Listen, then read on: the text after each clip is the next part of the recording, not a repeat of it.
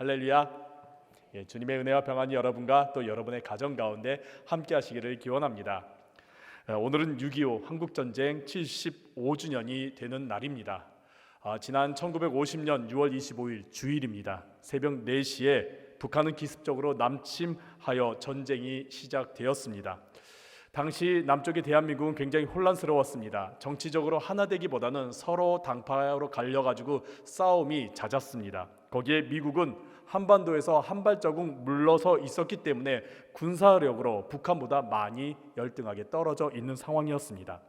거기에 많은 군인들이 농번기고 또 장마철이고 또 피로가 누적되어 가지고 휴가를 가는 바람에 많은 군사가 비어 있는 것이었지요.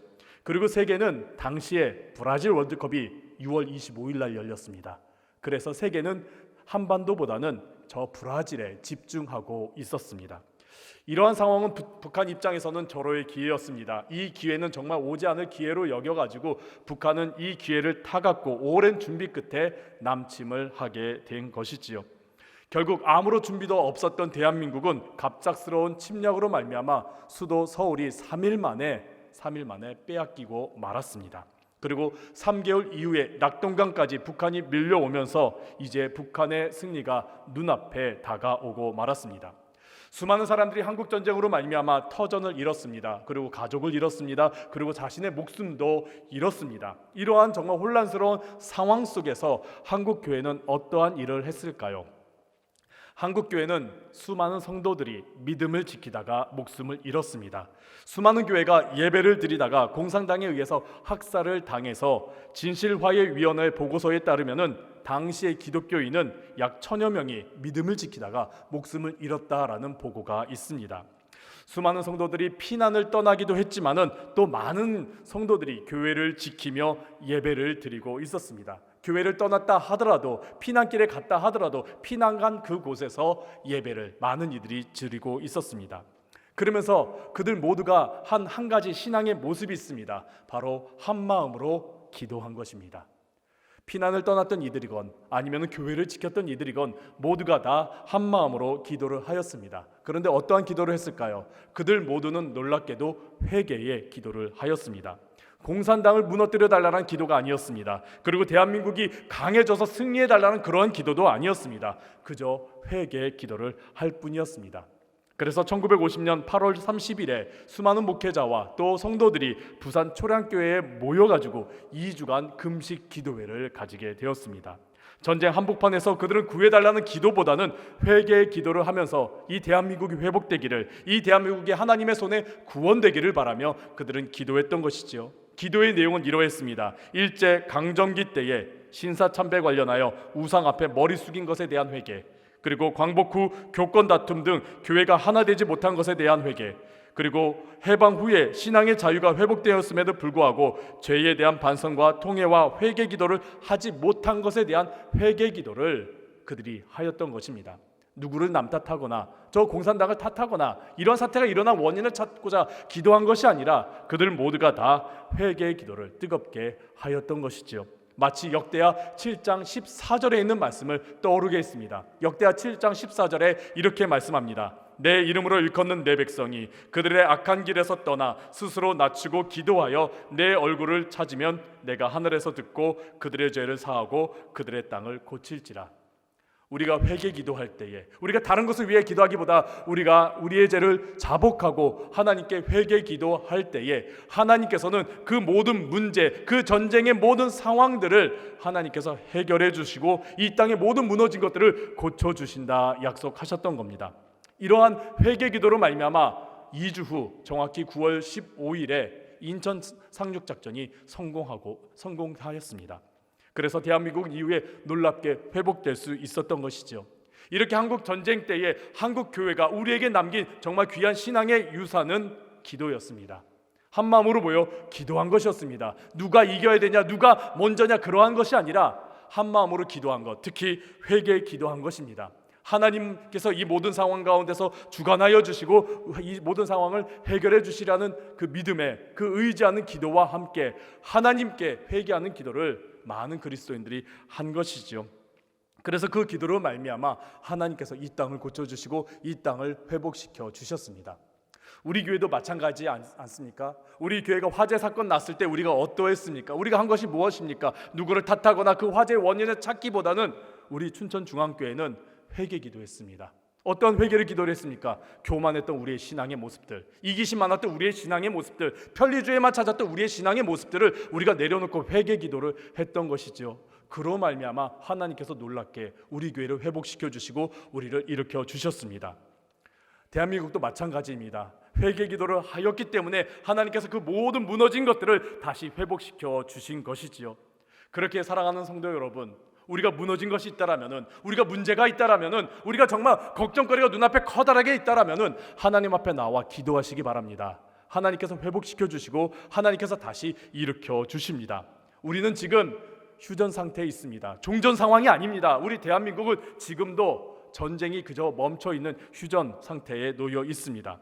이러한 상황 가운데서 우리가 기도해야 될 것이 무엇이겠습니까? 우리가 해야 될 것이 무엇이겠습니까? 그리고 우리가 전쟁과 같은 삶을 살아가는 우리의 삶의 모습 가운데 우리가 해야 되는 것이 무엇이겠습니까? 사랑하는 성도 여러분, 이러한 삶 가운데 여러분이 의지하는 것은 무엇이고 또 여러분은 이러한 상황 가운데 하나님을 의지하며 기도하고 계십니까? 오늘 여러분과 함께 나눌 말씀은 역대기서입니다. 역대기서는 열왕기서와 사무엘서와 함께 이스라엘의 역사를 다루고 있습니다. 특별히 이스라엘 역사 중에서 남유다를 중심으로 한 역사를 다루고 있는 것이 역대기서입니다.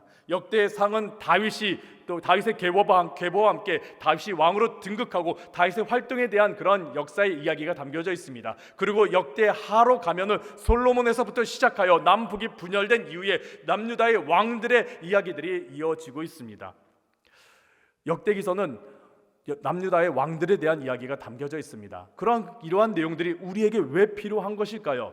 다른 나라의 역사의 이야기, 그것도 다른 나라의 왕에 대한 이야기들을 우리가 왜 읽어야 되고 그 안에서 우리가 왜 어떠한 의미를 찾아야 하는 것일까요? 그것은 역대기서에 하나님의 백성으로서 우리가 어떠한 삶을 살아가야 하는지, 하나님께서 다윗과 언약을 맺으셨는데 그 언약을 우리가 어떻게 지켜나가야 하는지, 그리고 그 언약이 어떻게 이루어져 가는지가 역대기서에 담겨져 있습니다.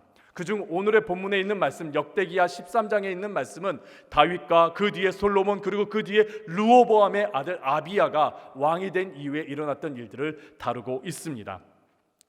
이스라엘은 르호보암 때 남과 북으로 갈려지고 말았습니다. 북은 북이스라엘로 여로보암이 다스리고 있었고 남쪽은 남유다로 르호보암이 다스리고 있었습니다. 남과 북이 갈리니까 어떤 일이 일어나겠습니까? 우리와 마찬가지로 늘 전쟁 가운데 있었습니다. 서로 미워하고 서로 다투면서 어떻게 하면 저것을 내가 점령할 수 있을까 하면서 늘 전쟁이 잦았던 것이죠.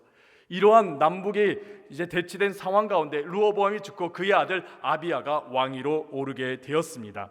그러면서 그 역시 남과 북이 갈려진 그 상태에서 전쟁을 치르고 있는데 그 전쟁을 치르고 있는 것이 오늘 본문 가운데 있는 내용입니다. 상황을 보면은 북이스라엘이 압도적으로 강하게 되어 있습니다. 오늘 본문 바로 위에 있는 13장 3절에 있는 말씀을 보면 이렇습니다. 아비야는 싸움에 용감한 군사 40만 명을 택하여 싸움을 준비하였고 여로보암은 큰 용사 80만 명을 택하여 그와 대진한지라. 아비야의 남유다는 40만 명의 군사를 모았는데 북이스라엘은 80만 명의 군사를 모았다라고 말하고 있습니다. 2배입니다. 2배라면은 당시 전쟁은 수치적으로 압도적일 때에 반드시 승리하게 되어 있습니다. 북이스라엘이 객관적으로 승리할 수밖에 없는 그러한 군사적 차이를 놓여 있습니다. 이러한 상황 속에서 아비야가 오늘 본문 13장에서 어떠한 일을 했느냐? 첫 번째는 하나님께서 그에게 주신 말씀들을 기억하면서 선포하였습니다. 두 번째는 하나님께 부르짖어 기도하였습니다. 그리고 하나님만 의지하였습니다. 이 세 가지로 말미암아 그 전쟁에서 아비야는 승리할 수 있었던 것이죠. 오늘 여러분과 함께 나누고자 하는 내용이 바로 이것입니다. 우리가 이러한 전쟁과 같은 상황, 남과 북이 분단되어 있어서 긴장 상태에 있는 우리 이러한 상황 가운데 우리가 어떻게 해야 하는가? 정말 우리의 삶 가운데 정말 치열하게 정말 전쟁과 같은 삶을 살아가고 있는 우리가 어떻게 해야만 하는지에 대해서 오늘 본문을 통해서 우리가 함께 나눠보도록 하겠습니다. 첫 번째는 우리는 하나님의 말씀을 기억해야 합니다. 오늘 본문 앞부분에 있는 말씀을 보면은 13장 상반부에 있는 말씀을 보면은 아비야 왕이 북이스라엘 향하여 선포하는 내용들이 담겨져 있습니다. 전쟁 가운데 대치하고 있는 이런 상황 속에서 북이스라엘을 향해서 선포하고 있는 내용을 담고 있는데, 그 내용들을 자세히 보면은 아비야가 하나님의 그 말씀들을 기억하면서 그 말씀을 가지고 선포하는 내용입니다. 그러면서 10절과 11절에 이렇게 선포합니다. 우리에게는 여호와께서 우리 하나님이 되시니 우리가 그를 배반하지 아니하였고 여호와를 섬기는 제사장들이 있으니 아론의 자손이요 또 레위 사람들이 수종들어 매일 아침 저녁으로 여호와 앞에 번제를 드리며 분향하며 또 깨끗한 상에 진설병을 놓고 또 금 등잔대가 있어 그 등에 저녁마다 불을 켜나니 우리는 우리 하나님 여호와의 계명을 지키나 너희는 그를 배반하였느니라. 북이스라엘 향하여 말합니다. 우리 남유다는 하나님의 말씀을 기억하고 있다. 그리고 하나님의 계명을 지키고 있다. 하나님께 예배드리고 있다. 그런데 북이스라엘 너희는 그렇지 않지 않느냐? 우리는 하나님의 말씀을 기억하면서 그 말씀을 지키고 있지만은 너희는 그렇지 않다라고 하면서 12절에 중요한 말씀을 선포하고 있습니다. 우리 12절 함께 읽도록 하겠습니다. 하나님이 우리와 함께 하사 우리의 머리가 되시고 그의 제사장들도 우리와 함께하여 전쟁의 나팔을 불어 너희를 공격하느니라. 이스라엘 자손들아 너희 조상들의 하나님 여호와와 싸우지 말라. 너희가 형통하지 못하리라. 아비야는 북이스라엘 향해서 이렇게 선포합니다. 하나님이 우리와 함께 하신다. 남유다 우리와 함께 하신다. 그리고 하나님은 우리를 다스리신다. 그리고 하나님은 우리 편이시다. 그래서 우리와 싸우지 말라. 너희가 싸우는 우리는 하나님과 함께하는 자들이기 때문에 너희가 싸우는 것은 하나님과 싸우는 거나 다름이 없다. 너희는 하나님과 함께하지 못하지 않느냐? 형통하지 못하다. 너희는 이 싸움에서 승리할 수 없다라고 그가 선포하고 있는 것입니다. 아비야의 이 말은 증조 할아버지 다윗의 그 신앙의 고백들을 그가 기억하면서 말하는 것처럼 보입니다. 어떠한 신앙의 고백일까요? 다윗이 골리앗 앞에 섰을 때에 그가 고백했던 내용들입니다. 우리 함께 사무엘상 17장 47절에 있는 말씀 함께 읽어보도록 하겠습니다. 또 여호와의 구원하심이 칼과 창에 있지 아니함을 이 무리에게 알게 하리라. 전쟁은 여호와께 속한 것인즉 그가 너희를 우리 손에 넘기시리라. 아멘. 아비야의 이 고백은 이 전쟁, 지금 우리가 치르고 있는 이 전쟁은 하나님께 속한 것이다. 하나님께서 주관하시는 것이다. 하나님께서 결론 내리실 것이다. 그렇기 때문에 하나님과 함께하는 우리가, 하나님께서 우리 편이 되시기 때문에 우리가 반드시 승리한다. 이 전쟁 하나님께 속한 것이다 라고 그가 강하게 선포하고 있습니다. 이는 하나님께서 그들에게 주신 말씀을 기억하면서 믿음의 고백을 하는 것이지요. 한국전쟁 당시에 북한군이 이제 기습적으로 남침하여 수도 서울이 3일 만에 함락하였습니다. 수도 서울이 함락당했다는 것은 남한 전체가 곧 함락당할 수밖에, 정복당할 수밖에 없다라는 것과 마찬가지였습니다. 그래서 북한군이 그냥 그대로 밀고 내려왔으면은 유엔군이나 미군이 도착하기 전에 이미 전쟁은 끝날 수가 있었습니다. 그런데 그렇게 되지 않았습니다. 서울을 3일 만에 함락했음에도 불구하고 북한군은 서울에서 3일 동안 머물러 있었던 것입니다. 그대로 진격하면 되는데 그러지 않고 머물러 있었던 것이지요. 3일 동안 그들이 묶여져 버린 이유가 많은 여러 가지 이유를 찾는데 대표적인 이유는 한강대교가 폭파되었기 때문에 남할 수가 없었다, 도할 수가 없어가지고 건널 수가 없었다라는 그런 이유도 있고, 당시 춘천에 있던 부대가 너무나 격렬하게 항쟁하였기 때문에 전진하는 게 너무나 힘들었다라는 그러한 이유도 있습니다. 하지만 어찌되었든 그들이 3일 동안 그 서울에 묶여 있었던 이유는 지금까지 풀지 못했던 하나의 이유이기도 합니다. 하지만은 이러한 3일이 있었기 때문에 우리나라의 유엔군과 또 미군이 참전할 수 있었습니다. 왜냐하면 이 3일 동안 정말 열심히 뛰었던 분이 계시기 때문입니다. 어떤 분이시냐면은 당시 초미 주미 대사였던, 미국의 대사였던 장명 박사님이 이 3일 동안 굉장히 열심히 뛰셨던 것입니다. 이 3일 동안 미국 대통령을 만나고 미국 상원과 의원을 만나며 유엔 안보리 이사회에 참석해갖고 그곳에서 정말 한국을 도와달라고 그렇게 많이 요청하면서 그 3일 동안 열심히 뛰어다닌 결과 유엔이 참전할 수 있었고 또 미군이 참전할 수 있었던 것입니다. 장면 박사님은 대한민국 초기 이제 대사이시기도 하시고 또 국무총리도 하시고 또 부통령도 역임하시면서 정치적으로는 여러 가지 평가가 갈리는 분이시긴 합니다. 하지만은 그분이 미국 주미대사로 계실 때에 그분이 한 일만큼은 정말 높게 평가하고 있습니다. 그분은 신실한 카톨릭 신자였습니다. 카톨릭 신자로서 늘 기도하였고 늘 예배드리는 분이었습니다. 그래서 그분의 자손들의 이야기를 들어보면은 정치인이기보다는 참 신실한 신앙인이라고 그들이 고백하고 있습니다. 이런 장면 박사님이 한국 전쟁이 터지자마자 곧바로 미국 대통령 찾아가고 상원 의원 찾아가면서 한국 전쟁 도와달라고 하고, 그리고 그곳에서 워싱턴에서 뉴욕까지 날아가면서 유엔 안전보장이사회에서 한국 전쟁 좀 도와달라고 그렇게 외치고 다녔습니다. 그리고 미국 방송, 라디오 방송에 나아가서 한국 좀 도와달라고 국민들에게 호소했던 것이죠. 이것이 3일 만에 이루어졌고 6월 27일 날 유엔이 결의합니다. 한국을 돕자고 결의하게 된 것입니다. 이 3일이 있었기 때문에 이러한 일들이 일어날 수 있었던 것이고 한국이 무너지지 않고 정말 도움을 받아가지고 다시 회복할 수 있었던 것입니다. 이러한 3일 어떻게 만들어진 것이겠습니까? 하나님께서 도우신 것이지요. 그들의 발을 묶여진 이유 지금도 정확히 알지 못하지만은 하나님께서 도우셨기 때문에, 이 3일이 있었기 때문에 하나님께서 우리나라를 지켜주시고 세워주신 것입니다. 이러한 고백에 앞서서 대한민국은 하나님께서 세운 나라라는 그런 고백이 담겨져 있습니다. 지금 대한민국 헌법에는 이 문구가 담겨져 있지 않지만은 1919년 4월 11일 날 제정된 대한민국 임시정부의 첫 헌법, 대한민국 임시헌장에 보면은 첫 구절에 이렇게 담겨져 있습니다. 신인일치로 중에 협응하여 하면서 쭉 내용이 담겨져 있는데 그 내용의 뜻은 이렇습니다. 대한민국의 독립은 하나님의 뜻이고 우리 국민들의 뜻이다 라는 그런 의미가 담겨져 있습니다. 그러면서 그 헌법의 내용들을 쭉 내려가면은 결국 그 내용은 무엇이냐? 대한민국은 하나님의 뜻에 따라 건국한 나라이다라는 고백이 담겨져 있습니다. 초기 헌법에 그러한 고백이 담겨져 있었던 것이죠. 그래서 우리나라는 하나님께서 세우신 나라이다, 하나님께서 지키시는 나라이다, 하나님께서 함께 하시는 나라이다라는 그런 고백이 처음부터 담겨져 있었습니다. 그러한 믿음이 있었기 때문에 대한민국의 많은 국민들이 기도할 수 있었던 것이고, 그 믿음을 담아 하나님을 의지하게 했기 때문에 이 전쟁, 정말 6.25라는 한국 전쟁은 사람들 손에 달린 것이 아니라 하나님 손에 달린 것임을 믿으면서 그들이 기도하며 나아갈 수 있었던 것이죠. 왜냐? 우리는 하나님의 백성이다라는 믿음을 가지고 있었기 때문입니다.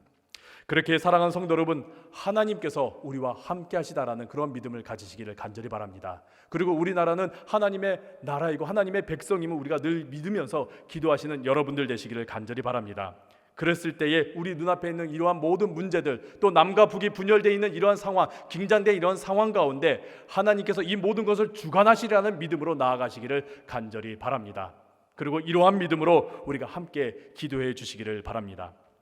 오늘 본문에 보면은 아비야가 방금과 같이 그렇게 북이스라엘 향해서 선포하고 있는 가운데 북이스라엘이 갑자기 기습하여 복병으로 기습하여 공격해 오려고 하고 있습니다. 13절에 이렇게 말합니다. 여로보암이 유다의 뒤를 둘러 복병하였으므로 그 앞에는 이스라엘 사람들이 있고 그 뒤에는 복병이 있는지라. 80만 명이라는 대군이 이제 이 남유다의 앞과 뒤를 막고 있습니다. 특히 뒤쪽은 복병으로 숨어서 이제 공격하려고, 기습 공격하려고 하고 있습니다. 이러한 상황을 남유다 사람들이 뒤를 돌아보면서 발견하게 되자 당황하였습니다. 그런데 그들이 한 행동이 있습니다. 이러한 문제 가운데 앞과 뒤에 적군들이 있으면서 그들이 정말 두렵고 걱정되는 이런 상황 가운데 그들이 한 일들이 있습니다. 우리 함께 14절에 있는 말씀 함께 읽도록 하겠습니다. 유다 사람이 뒤를 돌아보고 자기 앞뒤에 적병으로 말미암아 여호와께 부르짖고 제사장들은 나팔을 부니라. 남유다 사람들이 한 일은 여호와께 부르짖고 나팔을 불었다라는 겁니다. 여호와께 부르짖었다, 그것은 하나님께 기도했다라는 것입니다. 근데 하나님께 기도할 때 어떻게 기도했을까요? 그것은 나팔을 부는 그 의미 가운데 담겨져 있습니다. 나팔을 부는 의미는 민수기 10장에 그 의미들이 담겨져 있는데 민수기 10장 9절에 이렇게 기록합니다. 또 너희 땅에서 너희가 자기를 압박하는 대적을 치러 나아갈 때에는 나팔을 크게 불지니 그리하면 너희 하나님 여호와가 너희를 기억하고 너희를 너희의 대적에게서 구원하시리라. 제사장들이 나팔을 분 이유는 이것입니다. 하나님께 향하여 소리를 크게 지른 거나 다름없습니다. 하나님께 향하여 하나님 우리를 기억하소서, 그리고 우리를 구원하소서라는 겁니다. 남유다 백성들이 앞뒤로 적군으로 말미암아 두려워할 때 그들이 한 행동은 하나님께 부르짖어 기도했다라는 것입니다. 하나님의 도우심을 바라며 하나님의 구원을 받으며 그들은 기도했다라는 것입니다. 그리고 그 기도로 말미암아 하나님께서 그들을 구원하여 주신 것이지요. 우리나라 대한민국은 믿음으로 모든 것을 첫 시작한 것을 역사적인 자료를 보면 볼 수가 있습니다. 아까 전에 말씀드린 헌법에서도 그렇게 나와 있고요. 그리고 우리나라 첫 번째 재헌국회에도 그게 담겨져 있습니다. 우리나라는 1945년 8월 15일에 해방되고서 3년 동안 미군정에 의해서 이 나라가 미군에 의해서 다스려졌지요. 그리고서 이제 나라가 세워지려고 하는 그때 1948년 5월 31일 첫 발걸음을 하는 재헌 첫 국회 때에 우리나라는 사람이 그 재헌 첫 국회를 선포하지 않았습니다. 첫걸음을 사람의 목소리로 시작하지 않았습니다. 바로 당시 목사님이셨던 이윤영 의원의 기도로 시작된 것을 우리가 역사적인 자료로 볼 수 있습니다. 대한민국의 첫 발걸음, 첫 시작, 그것은 기도로부터 시작하였습니다. 그래서 우리나라는 어떠한 시작에 있을 때 기도로 시작하고 또 어떠한 문제나 큰 위험이 있을 때 항상 기도하면서 우리는 나아갔던 것을 볼 수가 있습니다. 우리나라가 어려울 때마다 우리는 무엇을 했습니까? 우린 기도했습니다. 전쟁 때 우리는 기도하였고 또 어려울 때 우린 기도하였고 문제가 생길 때마다 우리는 기도하였습니다. 그래서 우리는 그 기도의 능력을 알면서 그 기도를 우리는 항상 붙잡고 살아가고 있습니다. 규장 출판사라는 곳이 있습니다. 고 여운학 장로님께서 1978년 종로에 출판 사업을 시작하시면서 규장이라는 출판 사역을 시작하셨습니다. 그러면서 많은 이제 기독교 서적과 또 전도서를 이제 막 발행하면서 많이 성장하는 가운데 1996년 그 규장 사옥이 양재동에 경부고속도 근처에 세워지게 되었습니다. 고 여운학 장로님은 그렇게 양재동에 이제 사옥을 세우면서 꼭대기에 옥상에다가 하나의 플랜카드를 걸어 놓았습니다. 그 플랜카드의 내용은 하나님은 당신을 사랑하십니다입니다. 많은 사람들이 서울로 이제 경부고속도로를 타고 서울로 들어가는 길에 이제 앞에 보면은 한 건물이 높이 솟았는데 그곳에 바로 문구가 하나님은 당신을 사랑하신다라는 문구였던 것이죠. 많은 사람들이 그 문구를 보면서 서울로 향해 들어갔습니다. 근데 그 문구가 1997년에 바뀌었습니다. 1997년 어떤 일이 있었습니까? IMF 외환 위기가 있었던 것이죠. 그때 경제적으로 온 국민이 경제적으로 어려움을 겪고 있을 그때에 고 여운학 장로님은 문구를 바꿨는데 어떤 문구로 바꿨느냐? 왜 걱정하십니까? 기도할 수 있는데. 왜 걱정하십니까? 기도할 수 있는데. 이 문구로 바꾸었습니다. 이때 서울로 올라오는 많은 이들이 이 글귀를 보게 되었습니다. 경제 위기로 어려움을 겪고 또 고통당하고 괴로워하는 많은 이들이 서울로 향해 달려오는 가운데 이 문구를 보게 된 것이지요. 왜 걱정하십니까? 많은 사람들이 걱정하고 있는 그런 가운데 왜 걱정하십니까? 기도할 수 있는데. 이 문구를 보게 되면서 많은 이들이 적지 않은 위로를 받게 되었고 또 다시 믿음으로 일어나게 되었고 다시 기도하게 되었습니다. 이 소식을 들은 여운학 장로님께서는 이 글귀가 낮에만 보이면 안 되겠다, 밤에도 보여야 되겠다라는 그런 마음을 가지셔갖고 수많은 형광등이 들어간 전광판으로 바꿔서 밤에도 볼 수 있게 하였다라고 합니다. 그래서 낮과 밤으로 경부고속도로를 타고 지나가는 많은 이들이 이 문구를 보면서 다시 기도하면서 다시 일어날 수 있었던 겁니다. 우리나라는 커다란 문제가 있을 때마다 그리고 우리가 감당할 수 없는 그 거대한 고난이 우리에게 임할 때마다 우리는 기도했습니다. 그러면서 그 기도로 우리는 다시 일어날 수 있었습니다. 성경의 많은 부분이 우리에게 말하지 않습니까? 염려하지 말아라, 두려워하지 말아라, 하나님을 의지하라라고, 하나님께 기도하라라고 말하고 있습니다. 그러면서 우리에게 빌립보서 4장 6절에서부터 7절까지 우리에게 정말 중요한 말씀을 주십니다. 우리 함께 빌립보서 4장 6절과 7절에 있는 말씀 함께 읽도록 하겠습니다. 아무것도 염려하지 말고 다만 모든 일에 기도와 간구로 너희 구할 것을 감사함으로 하나님께 아뢰라.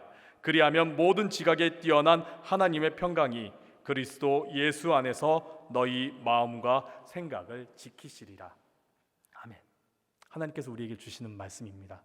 문제와 또 고난과 힘든 모든 상황 가운데 우리에게 주시는 말씀은 염려하지 말아라, 염려하지 말아라, 그리고 기도하라라고 우리에게 말씀하십니다. 사랑하는 성도 여러분, 오늘 우리에게 주신 이러한 말씀을 붙잡고 염려보다는 하나님께 늘 기도하며 나아가시는 여러분들 되시기를 간절히 바랍니다. 현재 많은 곳에서 전쟁 가운데 있습니다. 저 이스라엘과 이란은 전쟁이 끝난 것인지 끝나지 않은 것인지 알 수 없는 그런 미궁의 상태로 빠지려고 하고 있습니다. 그리고 우리나라도 늘 불안한 가운데 있습니다. 이 휴전 상황이 어떻게 되는지 모르는 상황 가운데 저 북한이 뭘 하는지는 모르겠지만은 조용하면 미사일을 쏘면서 우리를 긴장시키고 있습니다. 그리고 우리의 삶은 정말 너무나 치열하고 많은 문제로 말미암아 다투는 가운데 정말 전쟁처럼 살아가고 있습니다. 이럴 때에 우리가 이러한 삶의 한복판에서 하나님만 의지하면서 하나님의 말씀을 붙잡으면서 기도하는 여러분들 되시기를 간절히 바랍니다. 그리고 이 믿음을 붙잡고서 우리가 나라를 위해 기도해 주시기 바라고 또 열방을 위해 기도해 주시기 바라고 우리 가정과 여러분의 삶을 위해서 기도하시기를 간절히 바랍니다. 이렇게 하나님만 의지하고 하나님의 말씀을 붙잡고 하나님의 그 말씀을 붙잡고 기도할 때에 하나님께서 오늘 본문 가운데 남유다 백성들에게 큰 승리를 더하여 주셨습니다. 오늘 본문 중요한 말씀입니다. 18절에 있는 말씀 함께 읽도록 하겠습니다. 그때에 이스라엘 자손이 항복하고 유다 자손이 이겼으니 이는 그들이 그들의 조상들의 하나님 여호와를 의지하였습니다. 아멘. 이 모든 승리는 결국 하나님을 의지하였기 때문에 사람의 힘이나 사람의 능력이나 전쟁의 무기를 의지한 것이 아니라 하나님을 의지하였기 때문에 승리하였습니다. 그렇게 사랑하는 성도 여러분, 우리 나라를 위해서 기도할 때, 또 여러분의 문제를 놓고 기도할 때, 또 열방을 놓고 기도할 때마다 하나님을 의지하면서 하나님께서 그 땅을 회복시켜 주시고 그 땅을 고쳐 주시고 다시 일으켜 주시기를, 우리의 삶을 고쳐 주시고 다시 회복시켜 주시기를 기도하시는 여러분들 되시기를 간절히 바랍니다. 늘 하나님만 의지하시길 바랍니다. 하나님을 붙잡고 기도하시길 바랍니다. 하나님을 바라보면서 기도하는 가운데 하나님께서 여러분의 삶 가운데 승리를 더하여 주시고 회복해 주실 줄로 믿습니다. 이러한 삶이 여러분 가운데 늘 함께하기를 간절히 바랍니다.